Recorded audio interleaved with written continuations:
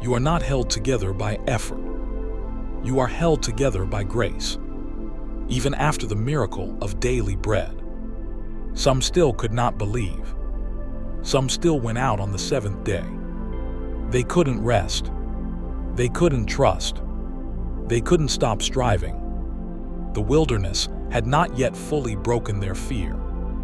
And so they went out anyway, searching, gathering, planning, as if God's command was a suggestion. They were still trying to survive with their own hands. And God, with a heart full of love, asked them a question that echoes into our own lives today. How long will you refuse to trust me? Not angrily, not harshly, but sorrowfully, because God did not want to see them suffer. He did not want to see them live in constant fear. He did not want them to carry the weight of uncertainty alone. God wanted them to trust Him. And trust is not built in one moment. Trust is built over time, through repeated faithfulness. God was teaching them a lesson. Rest is not a luxury. Rest is a declaration of trust. And when you refuse to rest, you reveal what you really believe. The jar of remembrance. Then God did something unexpected.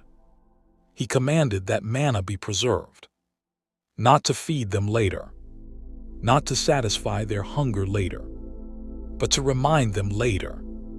Why? Because God knew what the future would do. He knew that one day they would live in houses. He knew they would plant fields.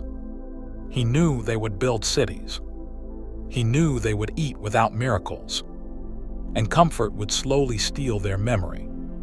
When life is easy, faith becomes forgetful. When your table is full, you begin to believe you did it all yourself. God knew that the wilderness was not just a place. It was a classroom. So He commanded them to preserve a jar of manna, a jar that would whisper across generations. You survived because God provided. It was not just a memory.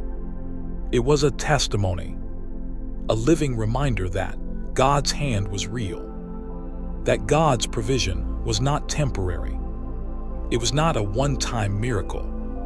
It was a promise, and it was meant to be remembered, because future generations would need proof that God still provides, even when the sky is quiet, even when the miracle seems distant.